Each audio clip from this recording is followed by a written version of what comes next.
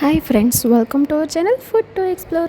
આજે આપણે લઈને આવ્યા છીએ મસ્ત, અત્યારે જેની સિઝન છે ફળોનો રાજા એવી કેરી, કાચી કેરીની લૂંજી.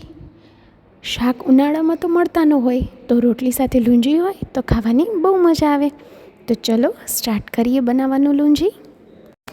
એકદમ સરળ રીત છે. સૌપ્રથમ આપણને જોશે કાચી કેરીની છાલ ઉતારી લીધી છે. હવે એને ખમણી લેવાની છે. એને વ્યવસ્થિત ખમણાઈ જાય પછી જો આ રીતે એનું ખમણ તૈયાર કરવાનું છે. એ ખમણાઈ જાય પછી એક પેન લેવાનું છે. પેનની અંદર થોડુંક તેલ, વઘાર જેટલું તેલ લેવાનું છે.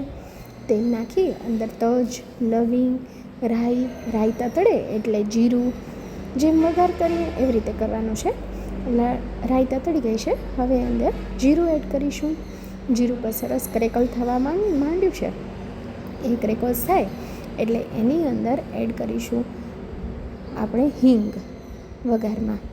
અને બસ સરસ રીતે બધું થોડુંક મિક્સ થઈ જાય, તજ લવિંગ પણ સરસ શેકાઈ જાય એટલે અંદર જે ખમણેલી કેરીનો છૂંદો છે એ ખમણેલી કેરીનું ખમણ અંદર એડ કરી દઈશું.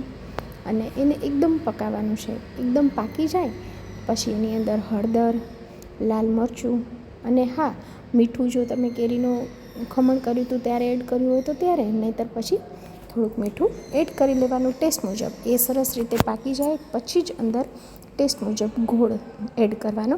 અને ગોળ એડ કર્યા પછી એને હલાવી અને બસ એકદમ કહેવાય ને, આપણે જે પાક બનાવી ગોળનો એવો પાક નથી બનાવવાનો. જસ્ટ ગોળ મેલ્ટ થઈ જાય એટલું જ એને કરવાનું છે. સરસ મજાનું ખટ મીઠું કેરીની લૂંજી આપણી રેડી છે. રોટલી સાથે સર્વ કરવાનું. જરૂરથી ટ્રાય કરજો. Thank you.